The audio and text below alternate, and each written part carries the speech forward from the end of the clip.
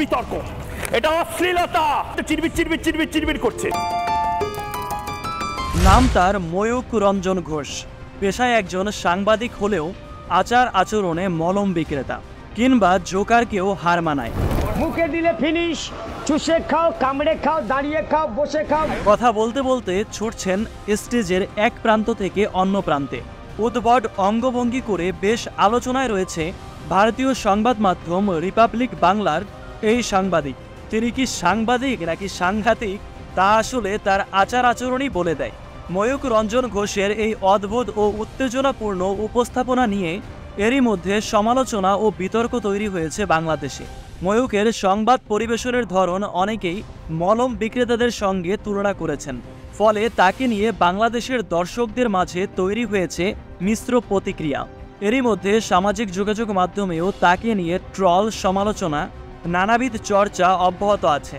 বাংলাদেশে ময়ূকের সংবাদ পরিবেশনকে অতিরঞ্জিত, নাটকীয় বলে আখ্যা দেওয়া হয়েছে। বিশেষ করে তার চিৎকার, চেঁচামেচি ও অঙ্গভঙ্গি অনেকের কাছেই বিরক্তিকর এবং অতিরঞ্জিত বলে মনে হয়েছে। অনেকেই বলছেন ময়ূক রঞ্জনের এই উগ্র উপস্থাপনার পিছনে মূলত টিআরপি বাড়ানোর একটি কৌশল।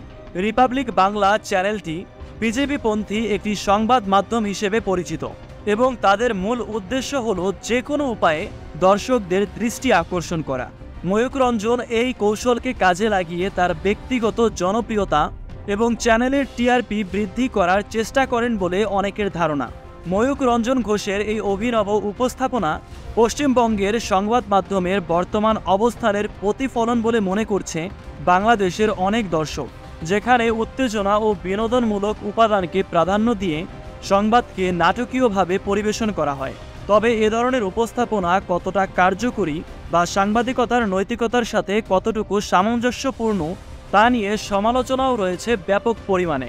ময়ূক রঞ্জনের উপস্থাপনা দর্শকদের একাংশের কাছে বিনোদনমূলক হলেও অনেকের মতেই এটি সাংবাদিকতার প্রকৃত মান ও অবস্থাকে ক্ষুণ্ণ করে। তার অস্বাভাবিক উপস্থাপনা শৈলী পশ্চিমবঙ্গ এবং বাংলাদেশের সংবাদ জগতে একটি হাস্যকর নতুন ধারার সৃষ্টি করেছে। এটি মূলত চমকপ্রদ এবং অস্বাভাবিক সংবাদ উপস্থাপনার উপর ভিত্তি করে তৈরি বলে মনে করছেন দর্শকরা।